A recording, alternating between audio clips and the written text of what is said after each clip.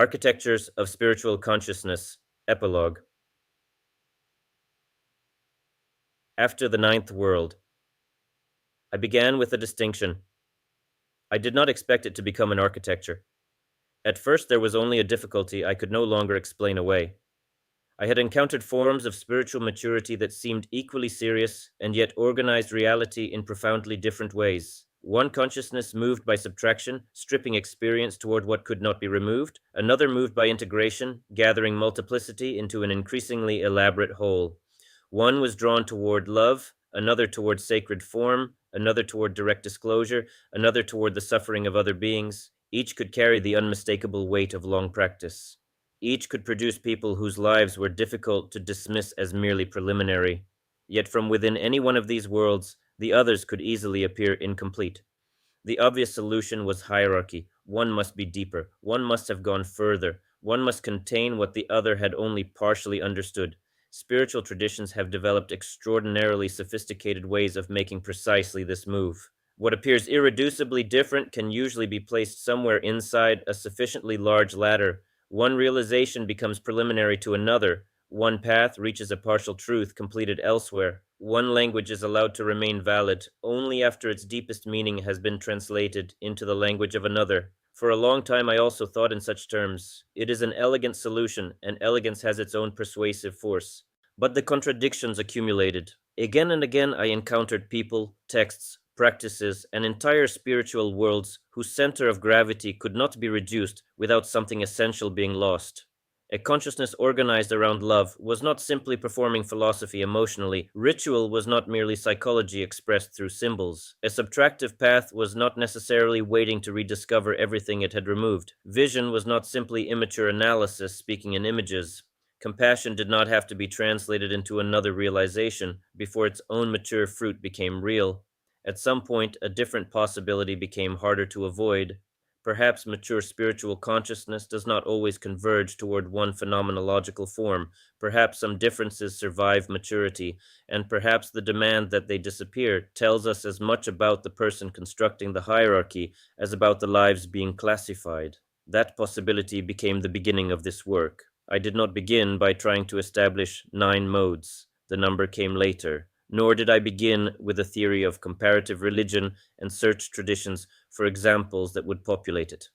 The movement was almost the reverse. Differences that had accumulated over years began demanding names. Once named, they began distinguishing themselves from neighboring structures. Some distinctions survived repeated attempts to collapse them, others did not. Gradually, 9 recurring ways of forming a spiritual world remained. I do not know that there are metaphysically 9 and only 9. I know only that these 9 survived the pressure I was able to place upon them, and that nothing obvious now stands outside them, demanding an independent grammar. That distinction matters. A taxonomy becomes dangerous when its elegance begins to count as evidence. 9 is a satisfying number. Satisfaction proves nothing. There may be another mode I have failed to recognize. One of these distinctions may eventually prove less stable than it now appears. Another person, entering from a history very different from mine, may see a structure that remained invisible to me. Reality owes no loyalty to the architecture. And yet, after completing the 9th mode, something does feel finished. Not final, finished.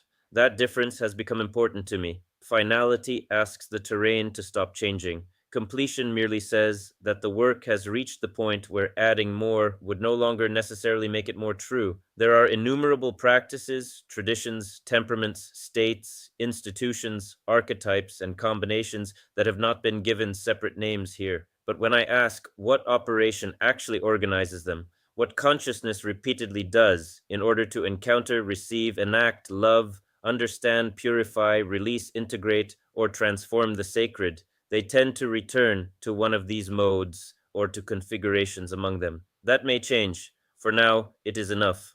What surprised me more was what happened while the architecture was being constructed. The modes refused to remain objects of classification. They began turning back upon the person classifying them. A category that initially seemed obvious would become uncomfortable once its mature fruit was taken seriously. A mode that had seemed spiritually elevated would reveal a shadow inseparable from the very capacity that made it powerful. Another that had become easy for me to distrust would become harder to dismiss once its strongest practitioners were allowed to define the question from inside their own world. The work kept demanding that preference be separated from judgment. This was not always pleasant. Some spiritual worlds are easy to understand sympathetically because something in us already speaks their language. Others provoke irritation, suspicion, boredom, resistance, or recoil. The temptation is to convert those reactions into philosophy. What attracts us becomes profound. What wounded us becomes pathological. What we cannot inhabit becomes preliminary. What saved us becomes universal. A taxonomy constructed under those conditions would tell us far more about its author than about spiritual consciousness. So another demand gradually entered the work. Could each mode be allowed to become fully itself before being judged? Could its mature form be described in language someone genuinely formed by that mode might recognize? Could its shadow be named without reducing the entire mode to its pathology? Could its deepest fruit remain genuinely different from the fruits of the modes closest to me? That changed what I meant by plurality. Plurality can be cheap. One can say that every path contains something valuable while quietly retaining a private hierarchy in which one path supplies the final vocabulary for all the others. Everything is accepted because everything has already been translated. The more difficult plurality is allowing another mode to remain irreducible even after one understands why it is not one's own. To admit that this may be complete in a way that does not culminate in what I would have expected completion to look like. But difference cannot become immunity. To say that a mode has its own mature fruit does not mean that everything done in its name is spiritually valid. Every mode can become distorted. Every mode can make its defining operation absolute. Every mode can become incapable of hearing evidence that arrives in another language. What gradually emerged, therefore, was neither hierarchy nor relativism, but something closer to irreducibility without immunity. A mode does not need to become another mode in order to mature, but neither does its distinctness exempt it from correction. That principle became the hidden test running through the entire series. Can reality still correct the person? And, eventually, can reality still correct the map? The second question matters now more than it did at the beginning, because an architecture that successfully explains many things acquires its own temptation. The temptation is to mistake explanatory power for jurisdiction. I began this work because several spiritual worlds could not honestly be reduced to one another. It would be an irony if the finished architecture became another instrument for doing exactly that. So the ninth mode does not close the system like a wall. It closes it, for now, more like a circle drawn in sand, complete enough to enter, open enough to be redrawn. Worlds lived from within, the price of fairness. This architecture did not arise from standing outside spiritual traditions, and that matters. Some of these worlds I inhabited for years. Some I entered intensely enough that, for a time, they seemed capable of explaining almost everything. Some I encountered through people for whom their particular way of seeing was not one spiritual option among others, but the very structure through which reality became intelligible. I practiced, believed, argued, submitted, resisted, translated, admired, became disappointed, returned to things I had once rejected, and questioned things I had once treated as almost self-evident. There was no protected balcony from which I watched myself believing. At important stages of my life, the questions were real because the stakes were real. That history is one reason I have deliberately avoided identifying which of the 9 modes feel closest to me, which were most difficult to write, or which arrived primarily through attraction rather than conflict. I would prefer the reader not to know. If the portraits have succeeded, a person whose spiritual life is organized around any one of these modes should be able to read its chapter without immediately discovering whether the author loves that world, fears it, once lived inside it, or struggled for years to understand why anyone could. That opacity is intentional. Biography is present everywhere in a work like this, but biography does not have to become an interpretive command. Some worlds gave me enormous gifts, some left wounds. Often those two statements belong closer together than I once wanted to admit. A spiritual form can open something genuinely profound and still carry, in its human embodiment, structures that injure. A teacher can transmit something real and still misunderstand part of what has passed through them. A tradition can illuminate one dimension of consciousness with extraordinary precision while becoming nearly blind elsewhere. An experience that transforms a life does not thereby acquire jurisdiction over everything that follows it. For a long time, depth and totality were easy to confuse. When a spiritual world reaches deeply enough into one's life, it naturally begins to feel universal. Its vocabulary becomes the language through which other traditions are interpreted. Its central question becomes the question every serious practitioner must eventually answer. Its mature figures become standards against which every other form of maturity is measured. This is not always arrogance. Often it is simply what immersion feels like from inside. A spiritual world becomes convincing partly because it becomes a world. It explains suffering, practice, failure, authority, liberation, love, death, the body, the sacred, and eventually even why other people do not recognize its completeness. I know something of both the beauty and the enclosure of such worlds. I did not arrive at plurality because I had never believed deeply enough in any one path. I arrived there partly because, at different periods, several paths had been able to become almost total. The cost of that immersion was real. It made disappointment more painful, discernment slower, authority more dangerous. But it also revealed something difficult to see when every tradition remains safely hypothetical. Spiritual worlds often disagree before doctrine. They may disagree about what deserves to become central in consciousness at all. One asks whether love has become complete. Another asks what remains when identification is removed. Another asks whether sacred action has been enacted and transmitted through the proper form. Another asks whether the suffering of another being can still be treated as secondary. Another asks what consciousness continues to exclude. Another asks how apparently incompatible truths can belong together. These are not merely different answers. Sometimes they are different questions. That realization changed comparison for me. I could no longer assume that when one mature practitioner did not emphasize what another considered essential, the first had necessarily stopped short. Absence and deficiency are not synonyms. A consciousness may omit something because it has not yet encountered it, but it may also omit it because that question does not belong to the operation through which its own maturity unfolds. One mode can see very accurately what another does not emphasize and still be wrong about what the omission means. The seductive sentence is, "You do not emphasize what liberated me. Therefore, your liberation must be incomplete." The first half may describe a genuine difference. The second introduces a hierarchy that requires another argument.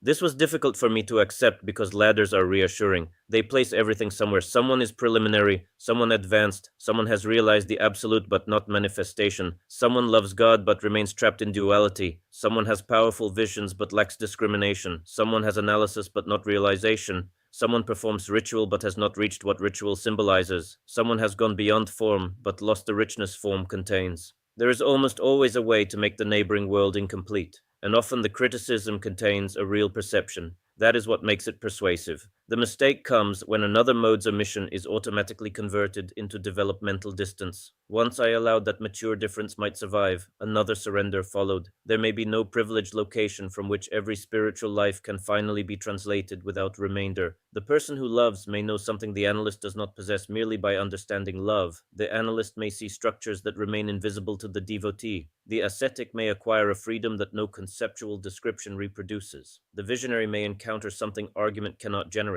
None of this means one person must become all of them. That conclusion would merely reconstruct hierarchy in another form. Breadth is not depth. The person capable of inhabiting or comparing several perspectives is not necessarily deeper than the person who has gone very far into one. A small spiritual world can possess immense interior distance. A person may spend an entire life within one name, one prayer, one relationship to the sacred, and never experience that world as impoverished. Someone else may require an architecture large enough to hold several traditions at once. The second consciousness sees more forms. It does not follow that it has gone further into what the first one loves. A world can be small in extension and inexhaustible in depth. That recognition became personally important because this architecture could otherwise become evidence of its own supremacy. Understanding the grammar of devotion does not produce devotion. Understanding asceticism does not give me the freedom of someone who has spent decades learning not to obey appetite. Understanding visionary consciousness does not produce revelation. A map of a world is not possession of what the inhabitants have lived there. The same recognition altered how I thought about fidelity. Fidelity does not always require remaining inside the same form forever. A person can receive something deeply, allow it to alter them, and later discover that another teacher, another practice, another vocabulary, or another silence is required, departure does not necessarily invalidate what came before.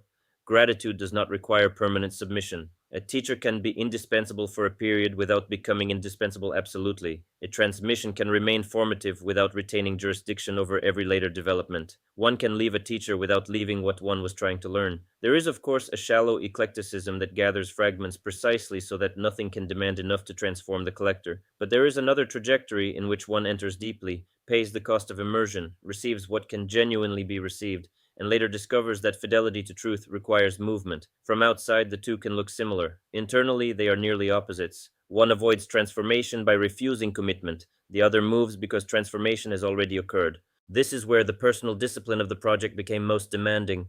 Affection could not decide which modes deserved dignity. Injury could not decide which deserved criticism. Gratitude sharpens perception. We notice subtleties, understand why practices matter, instinctively protect the strongest interpretation against caricature. Pain can also sharpen perception. Hidden hierarchies become visible. Pressure disguised as guidance becomes easier to see. Beautiful doctrines used to protect ordinary human weakness become harder to ignore. Both gratitude and injury contain knowledge. The problem begins when either becomes sovereign. A wound has memory, so does gratitude. The body is slower than taxonomy. I did not want to deny this, and I did not want to turn it into a verdict. A spiritual form should not have to answer for the worst person through whom I encountered it, nor should another receive immunity because I first encountered it through someone magnificent. So I eventually imposed a simple but difficult standard upon the writing. Could I describe the mature fruit of a mode in language that someone deeply formed by that mode could recognize as their own? And could I describe its shadow without protecting it through reverence? Without the first movement, criticism becomes reduction.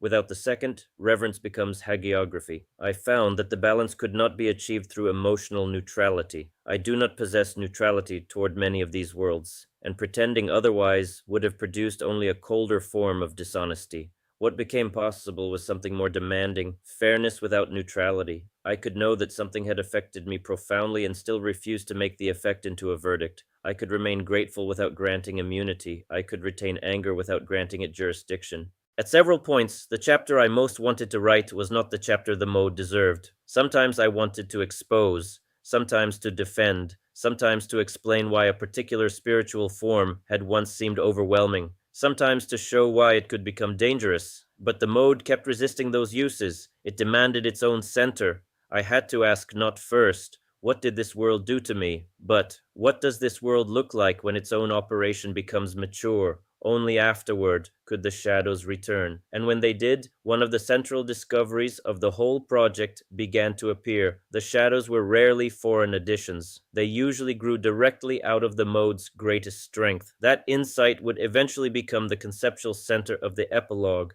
But before it did, it required a more intimate lesson, to grant dignity where preference resisted it, and to grant criticism where gratitude resisted it. That was the price of fairness, I came to understand. It was not paid once. Every mode demanded it again. When the gift becomes an empire.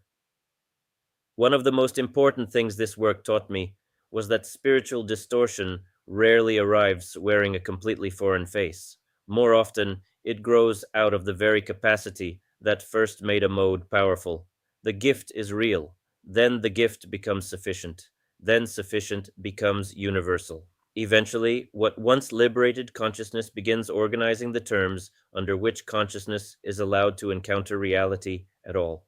This pattern appeared so consistently that I stopped thinking of shadow as though a healthy mode existed first, and then ego entered from somewhere outside and contaminated it.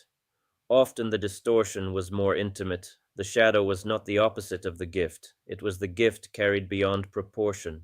A capacity for devotion can become difficulty preserving judgment before what is loved. Ritual continuity can become the belief that grace itself is owned by the forms through which it was transmitted. Vision can become certainty that what has been revealed can no longer be corrected. Analysis can become a fortress in which whatever resists explanation is treated as confusion. Subtraction can become impatience with every positive form of spiritual life. Compassion can become inability to let another person remain free from our care. Purification can become suspicion toward life itself. Transgression can become dependence upon remaining the one who crosses. Integration can become the conviction that whatever has been included has therefore been understood completely. None of these distortions is arbitrary. Each preserves something of the original insight, and that is precisely what makes it dangerous. A crude error is easier to recognize. A distortion built from a genuine spiritual achievement can defend itself with the achievement that produced it. The devotee really has discovered something about surrender. The ritualist really has discovered something about transmission. The visionary really has encountered what cannot be produced by analysis alone. The ascetic really has discovered that desire does not deserve automatic obedience. The transgressive practitioner really has discovered that prohibition can conceal fear. The architect really has seen relationships that remain invisible from within narrower worlds. The error begins only when the discovery becomes sovereign. The gift through which consciousness became freer begins to define what freedom must look like for everyone else. This is where a spiritual world becomes an empire. The more coherent a world becomes, the more easily coherence can be mistaken for completeness. A mode becomes extraordinarily good at asking one kind of question, and because that question has exposed real illusion, it begins to look universal. The devotee asks whether love has become total. The ritualist asks whether transmission, form, and sacred action remain intact. The analyst asks whether the claim survives discrimination. The subtractive practitioner asks what remains when identification is removed.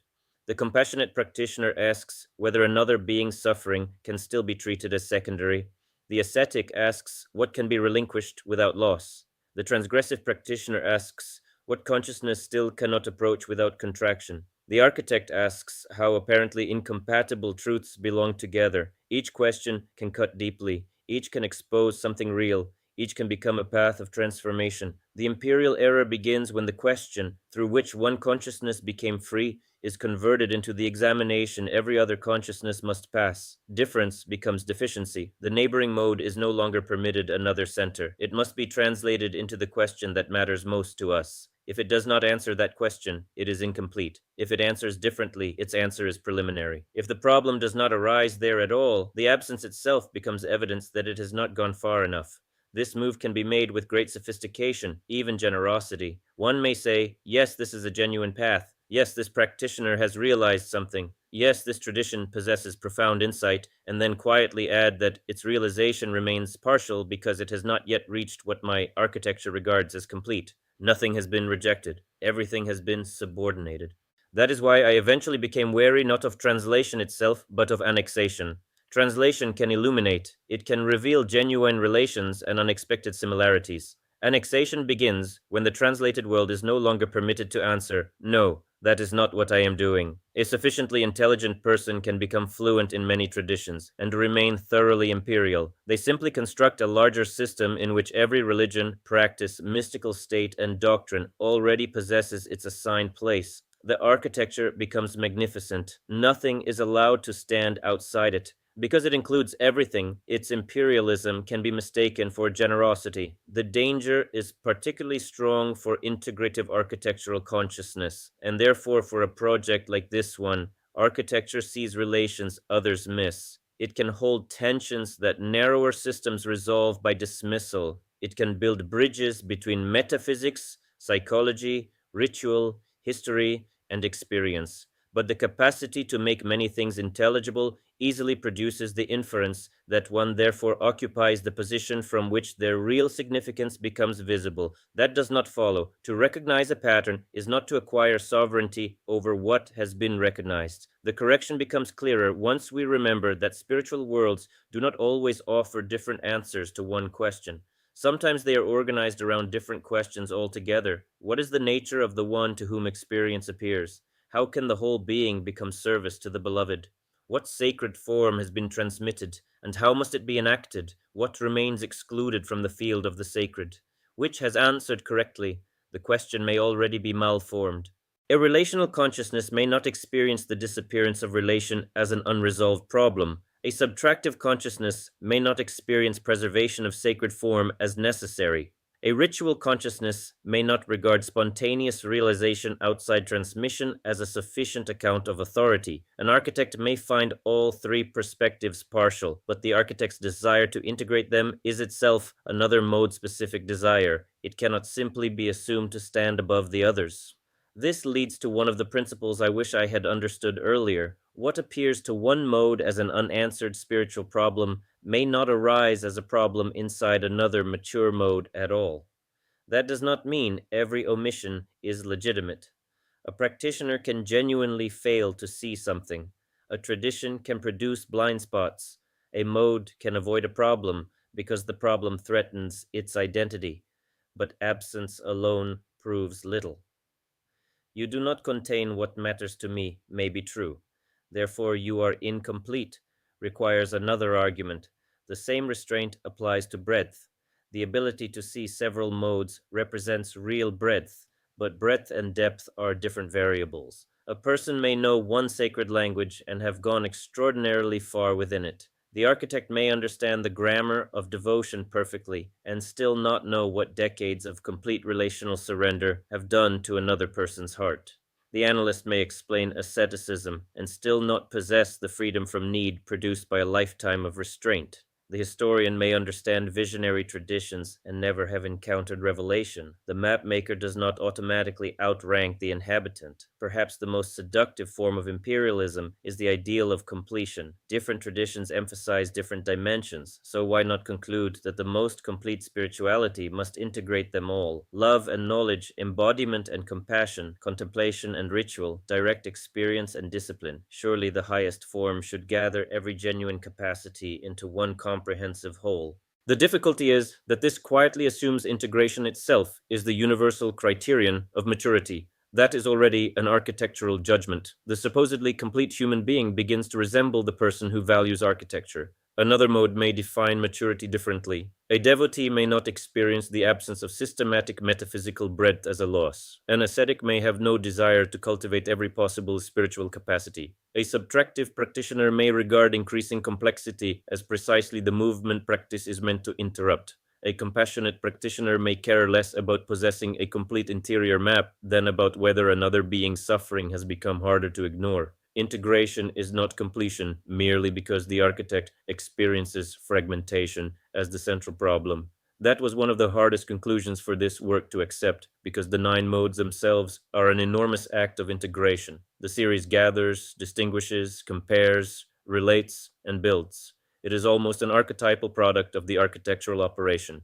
The temptation is obvious. Look how much becomes intelligible once these worlds are placed within one architecture. Perhaps architecture really is the most comprehensive mode. But explanatory comprehensiveness is not spiritual supremacy. The architecture can be useful without becoming the destination of everyone it describes. The same imperial movement is available to every mode. The devotee can declare realization without love dry. The analyst can dismiss what cannot be demonstrated coherently. The visionary can treat those without revelation as spiritually blind. The ritualist can make authorized transmission the condition of legitimacy. The ascetic can treat enjoyment as evidence of bondage. The compassionate practitioner can interpret withdrawal from service as moral failure. The subtractive practitioner can reduce every positive spiritual world to superimposition. The transgressive practitioner can classify restraint as repression. The architect can place all of them beneath the viewpoint capable of explaining why each behaves as it does. Different throne, same structure. The gift through which the mode discovered freedom becomes the criterion by which everyone else is judged.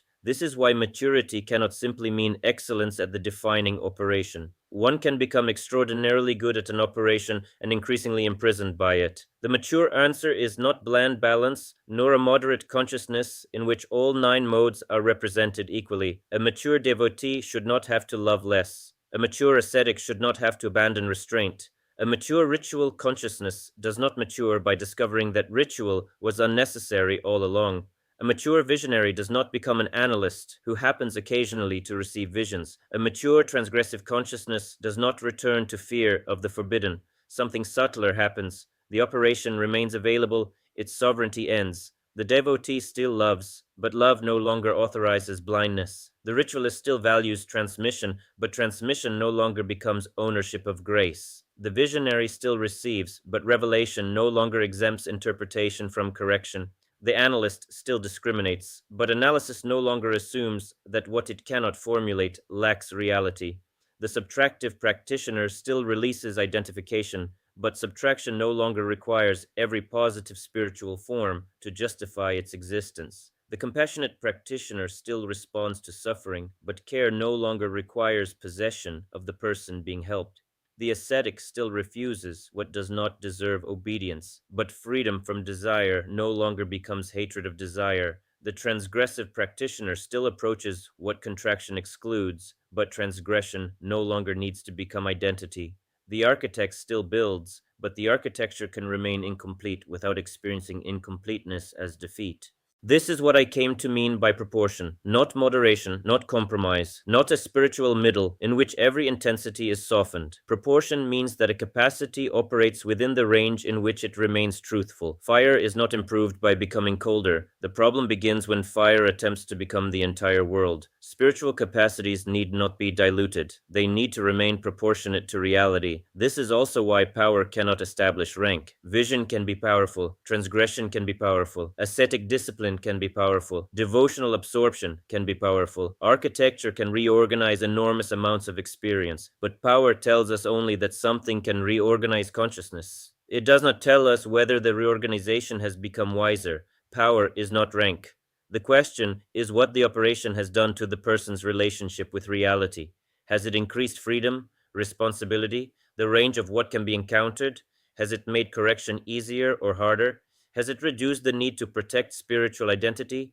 These questions prove more reliable than intensity. I also notice that every mode seems to possess something it initially cannot imagine relinquishing without betraying itself. The devotee fears loss of relation. The ritualist fears loss of sacred form. The visionary fears reduction of revelation. The analyst fears surrender of discrimination. The ascetic fears return to compulsion. The transgressor fears domestication. The architect fears fragmentation. These fears protect real achievements. Yet maturity seems eventually to require discovering that the achievement can survive without constant defense. Love does not disappear because a question is asked. A transmission does not become meaningless because someone grows beyond a particular teacher. A genuine vision does not become false because its interpretation changes. Ascetic freedom does not collapse because pleasure appears. Transgressive freedom does not disappear because convention is observed. An architecture does not become worthless because a counterexample remains outside it. The mode becomes less defensive precisely because its gift has become more deeply integrated. This led to another principle that appeared repeatedly across the essays. The world should not need to become smaller in order for the path to remain true. A spiritual practice may simplify life, and that can be liberating. But if simplicity requires more and more of reality to be declared dangerous, impure, trivial, unreal, unenlightened, or spiritually inferior, the world has begun contracting around the practitioner. An analytical system may become increasingly precise, but if fewer experiences can be admitted without being redescribed into its vocabulary, precision has become enclosure. A devotional world may become intensely concentrated, but if love requires contempt for sacred life outside the relationship, devotion has begun protecting itself by diminishing reality. The mature mode need not become broader in interests. It becomes broader in what it can permit to exist without threat. A person may remain devoted to one path for an entire life and have no practical interest in another, yet another path need not become spiritually offensive. A contemplative may remain uninterested in ritual without declaring ritual meaningless. A ritualist may never practice radical self-inquiry without needing the contemplative's freedom to be invalid. A mode can remain narrow in practice while becoming generous in ontology. Perhaps the simplest image I found for all this was a world with windows and doors. A mature mode should be capable of becoming a world. Without enough coherence to become a world, it cannot sustain transformation. It remains merely a technique or preference. But without windows, everything outside becomes invisible. Without doors, departure becomes betrayal. A window allows another way of seeing to enter without requiring the whole house to collapse. A door allows movement without declaring the house false. The living world can say, this is how things appear from here. The imperial world says, this is how things are, and every other appearance receives its final meaning from here. The living teacher can say, this is what I know how to transmit. The imperial teacher says, outside my transmission, your development becomes illegitimate. The living architecture says, this distinction helps me see something. The imperial architecture says, anything that contradicts the distinction has simply not yet been properly understood. Windows and doors make correction possible. They allow a world to survive contact with something it did not produce. Perhaps that is one of the clearest signs that a spiritual world remains alive. It can encounter something genuinely other without either annexing it or needing to destroy it. And that returns everything to corrigibility. One can speak beautifully about humility while remaining structurally incapable of being changed. Corrigibility becomes visible when reality contradicts expectation. A teacher behaves in a way the theology did not predict.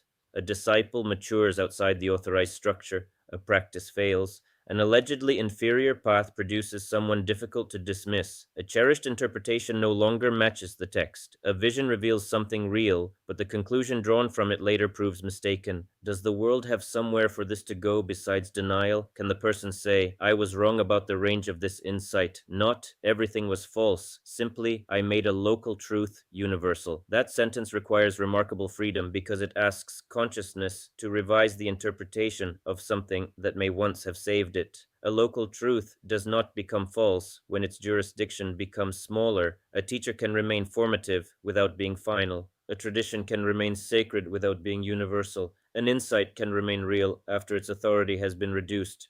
The deepest test of a mode may be whether reality is still permitted to alter the meaning of its greatest gift. That is why the question running through the whole series finally became so simple. Can reality still correct the person? Not because correction is the whole of spirituality. It is not.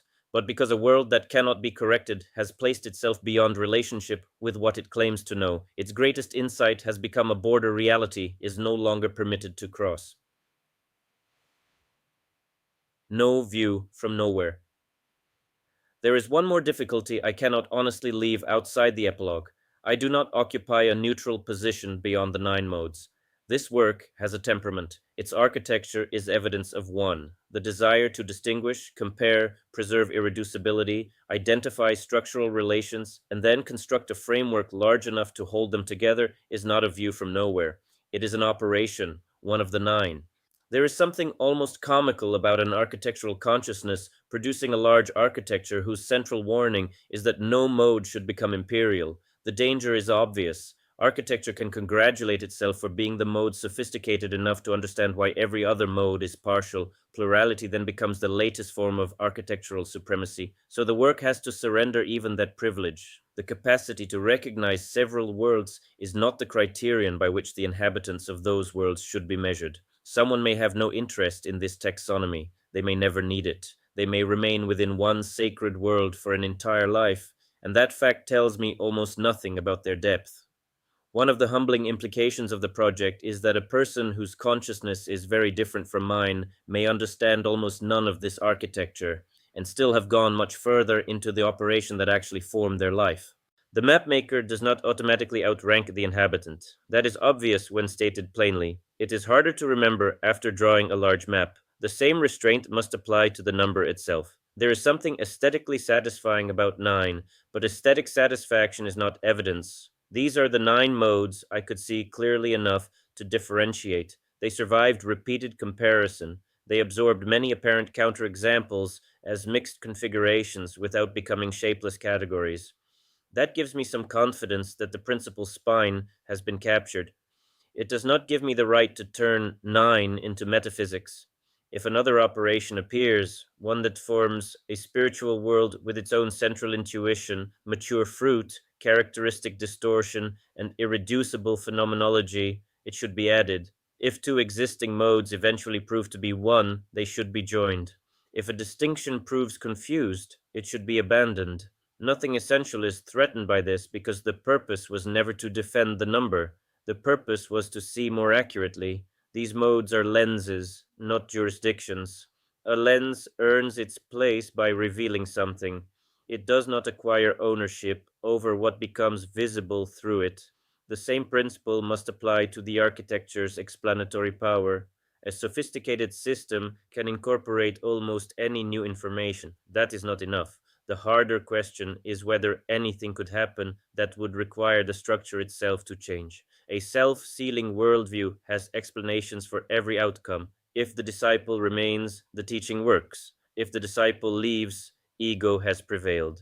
If someone thrives outside the system, their development is reclassified as superficial. If they fail, the failure confirms the system. If criticism arrives, the critic lacks realization. If evidence contradicts the doctrine, the evidence belongs to a lower order of truth. Nothing reaches the center. Such a system may be intellectually magnificent. It has also ceased to learn. The same danger applies here.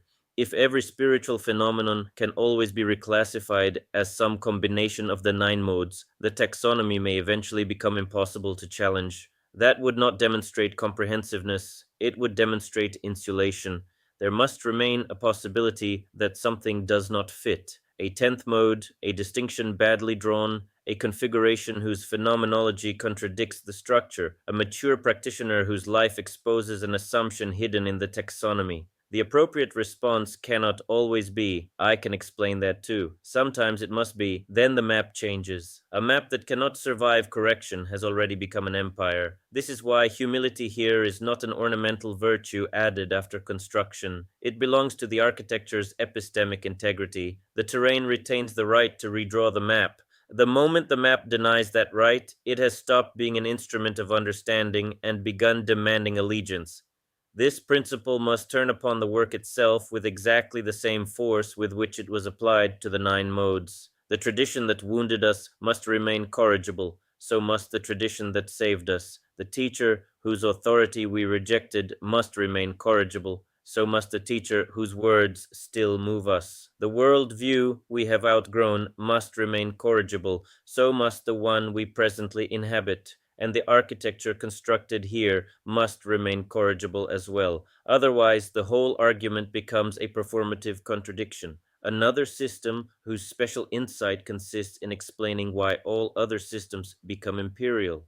Perhaps someone will eventually find a mature form I represented badly. Perhaps a distinction I treated as fundamental will collapse under better evidence. Perhaps something I called a mixed configuration will reveal an independent operation. Perhaps the architecture will prove useful only within a particular range. None of these possibilities needs to be feared in advance. The loss of sovereignty does not require the loss of value. A mode can remain true without being total. A teacher can remain formative without being final. A tradition can remain sacred without being universal. An insight can remain real after its jurisdiction has been reduced. And perhaps a work can remain worth making without becoming the last word on what it describes.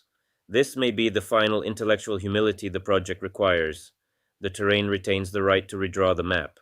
I want that sentence to remain stronger than my attachment to the architecture. Attachment will exist. One does not spend this much time constructing something without becoming attached to some of its distinctions. False humility would pretend otherwise. The important thing is not absence of attachment. It is whether attachment becomes stronger than evidence. If someday the architecture has to change, I hope it changes. If someone else sees what I could not, that need not diminish what was genuinely seen here. A local truth does not become false when its jurisdiction becomes smaller. That principle has already been required of every world in these pages. The work should not ask for an exemption. Perhaps that is where an elaborate architecture can finally become something other than an empire. Not when it stops drawing distinctions, not when it becomes vague, not when it apologizes for having structure, but when it can be built with full seriousness and still remain capable of hearing, no, reality is larger than this. And answering, then show me. Yajna. After all the distinctions, comparisons, corrections, and qualifications, I find myself wanting to end somewhere simpler. The work became large, much larger than I expected. What began as an attempt to name a difference eventually required entering 9 spiritual worlds with enough seriousness that each could be allowed its own center, its own mature fruit, and its own characteristic danger. That demanded more than intellectual organization. It demanded memory practice, texts that had mattered for years, teachers whose words had once carried enormous weight, questions that survived several changes of worldview, forms of spirituality I had loved, forms I had resisted, and experiences I had once interpreted one way and later had to interpret again. Some of that material entered these pages directly. Much more remained invisible. Perhaps that is how it should be. A reader does not need my biography in order to test the distinctions, and I would prefer that they cannot reconstruct it too easily. I would like someone deeply devotional to read the chapter on devotion without knowing whether it was written by a devotee, someone formed by ritual, to feel that ritual received its full dignity without knowing whether ritual was ever central to my own life. The same should be true of vision, analysis, asceticism, compassion, transgression, subtraction, and architecture. If the work has succeeded, the reader should encounter the mode before encountering my allegiance to it. That anonymity of position became part of the discipline, not because the author is absent, the author is everywhere. No architecture like this appears without temperament, history, preference, blindness, attraction, resistance. But biography does not need to become an interpretive command. The work can stand somewhat apart from the person who made it. That distance matters to me because the project changed me before it had any opportunity to change anyone else. This may be the most certain thing I can say about its value. I began with convictions that did not survive intact. Some became more precise, some became smaller. Some things I had resisted acquired dignity, some things I had revered lost their immunity. Certain judgments that had once felt obvious became impossible. Some forms of spirituality that I thought I understood became strange again once I tried to describe them from within. Writing repeatedly took something that existed only as intuition, memory, injury, admiration, or half-formed recognition and forced it into language. Language is merciless in this way. An intuition can feel complete while it remains inside. Put it into sentences and the gaps appear. The contradiction appears. The convenient exception appears. The place where one has been protecting a conclusion appears. Then the sentence has to change, and sometimes the person writing it has to change with it. That happened often enough that I stopped experiencing the work primarily as an expression of conclusions I already possessed. It became one of the instruments through which those conclusions were tested. I could not write this work without being altered by the demand it made upon my own partiality. That is why I do not experience its completion primarily as completion of a theory. There is relief, there is satisfaction, there is also something closer to the exhaustion that follows a long ritual act. Material has been gathered, prepared, placed into form, returned to repeatedly until it could be offered without feeling obviously unfinished. That image, offering, has become increasingly important to me. There is a kind of humility that is really another form of vanity. One spends years making something and then says, "It is nothing." I do not believe that. Care matters, craft matters, accuracy matters. The hundreds of decisions through which a work acquires form matter. An offering is not made more spiritual by being careless. One prepares what is offered precisely because the offering matters. So I do not want to deny the labor involved here, and I do not want to pretend indifference toward the result. I wanted these essays to be good. I wanted each mode to receive language adequate to its strongest form. I wanted the shadows to cut deeply enough that they could not be dismissed as polite qualifications. I wanted the distinctions to survive pressure.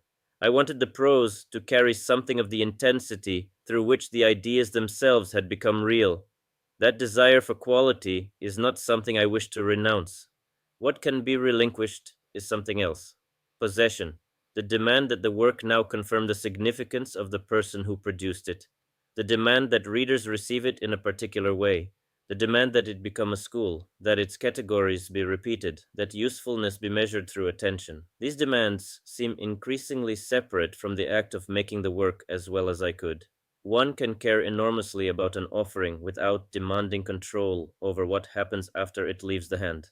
That is the sense in which I have come to think of this work as yajna, not as a metaphor for self-sacrifice, and not as a claim that writing becomes sacred merely because I wrote it. Something simpler. Gather, prepare, consecrate through attention, offer, release.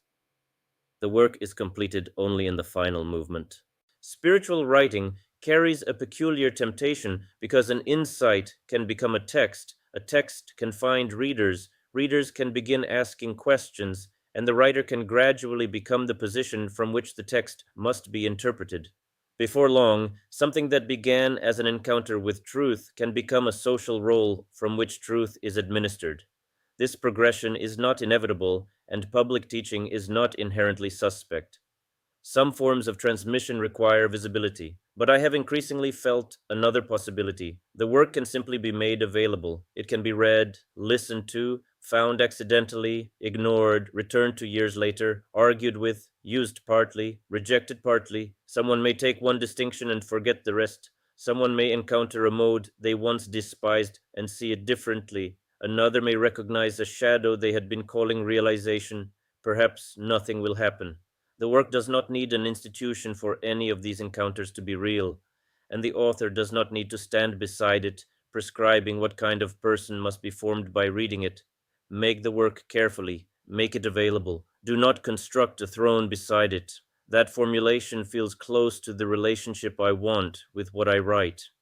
There is an important difference between wanting something to be encountered and wanting to become the mechanism through which it must be encountered. I want the former. The latter interests me much less. Something can transmit without creating a personal center around the transmitter. Perhaps that is part of why anonymity has remained meaningful to me, not as proof of humility because anonymity can become its own vanity, but as a structural separation between the possible value of an idea and the prestige of the person who formulated it. A reader should be able to ask, is this distinction true? Without first being invited to ask, who is this person and why should I trust him? The work will still contain my limitations. No anonymity can remove them, but perhaps it can make those limitations easier to encounter as limitations of the work, rather than challenges to a persona that must defend itself. Some of the writings that changed me most did not feel as though they were trying to change me. They were simply exact. Something had been seen, received, or understood clearly enough that it had become difficult not to formulate. Their force came partly from the absence of bargaining. The text did not need my agreement. It had been written because something required form. I recognized something of that process in my own writing. An insight can accumulate for years before language becomes possible. Pieces exist separately. A contradiction remains unresolved. Then a distinction appears, and material that seemed unrelated begins organizing itself around it. At that point, writing feels less like invention than integration. Something has to be placed outside the mind so that it can be seen clearly, refined, tested, corrected, until it says approximately what the intuition was trying to become. Then it has to be released. The first reader is the writer. The first consciousness placed under pressure is the one producing the text. If the work cannot survive there, I am not sure why anyone else should be asked to receive it. Human motives are never perfectly pure, and I have become less interested in proving purity of motivation. A work can contain ego and still tell the truth. A person can desire recognition and still produce something useful.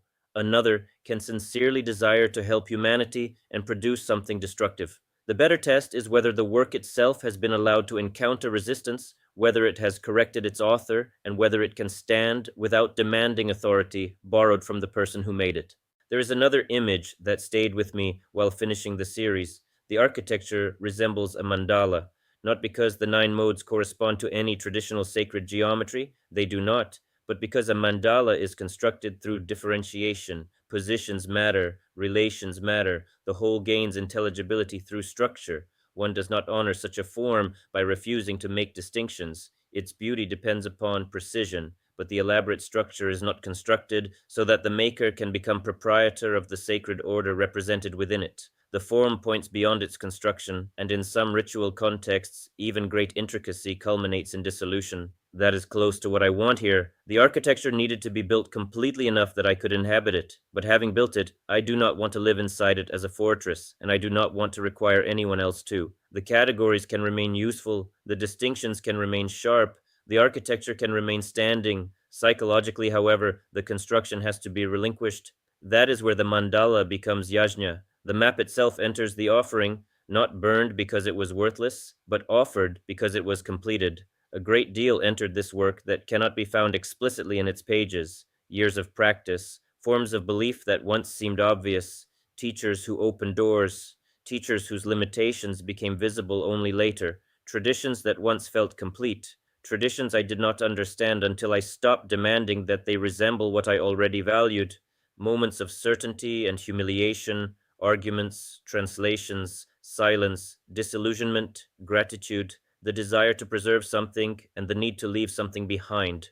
All of it became material. Some survived recognizably. Some was transformed enough that I no longer know where it entered. Perhaps that is what integration actually looks like, not carrying every past world intact, and not declaring each false, but allowing what was received to become part of another living configuration. There are things I can now honor without returning to them, things I can criticize without denying what they once gave me, teachers toward whom gratitude and disagreement no longer need to cancel one another, traditions whose truths can remain alive without requiring obedience to their total claims. Influence does not require jurisdiction, gratitude does not require submission, integration does not require possession, and perhaps the same must now be true of this work. If it influences someone, it does not acquire jurisdiction over them. If someone receives something from it and later leaves the architecture behind, nothing has failed. Perhaps that is exactly what should happen. A map is most useful when one eventually looks up from it. There is always a temptation at the end of a large project to ask whether it was worth it.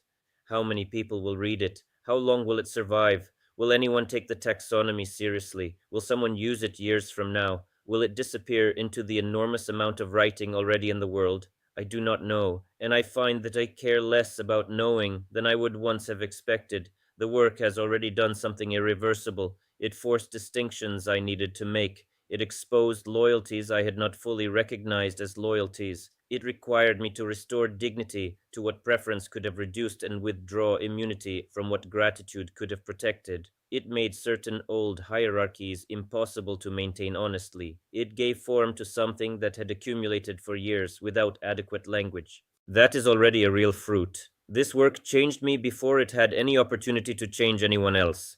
That is enough. Anything beyond that belongs partly to accident, a reader arriving at the right moment, a sentence meeting a question that already existed, an argument irritating someone enough that they think more carefully, a distinction being taken somewhere I could not have taken it. That part cannot be engineered completely, and perhaps it should not be. So I do not want to finish by defending the nine modes. The work has defended them enough. I do not want to finish by claiming that the architecture is complete. Reality will decide how well it survives. I do not want to finish by declaring one final doctrine underneath all the others. That would betray the central discovery. What remains is simply the gesture of offering. I came to understand this work less as something I had built than as something I had prepared. An offering requires care precisely because it will not finally belong to the one who offers it. I have tried to make the distinctions as exact as I could. I have tried to give each world the dignity I would want granted to the world dearest to me. I have tried to describe shadows without turning injury into philosophy. I have tried to criticize what I love without making criticism an act of betrayal. I have tried to leave enough windows and doors that the architecture can remain alive. I do not know how fully I succeeded. That judgment no longer belongs entirely to me. What I can say is simpler. It changed me in the making. I made it as carefully as I could. Now it can leave my hands. The yajna is complete.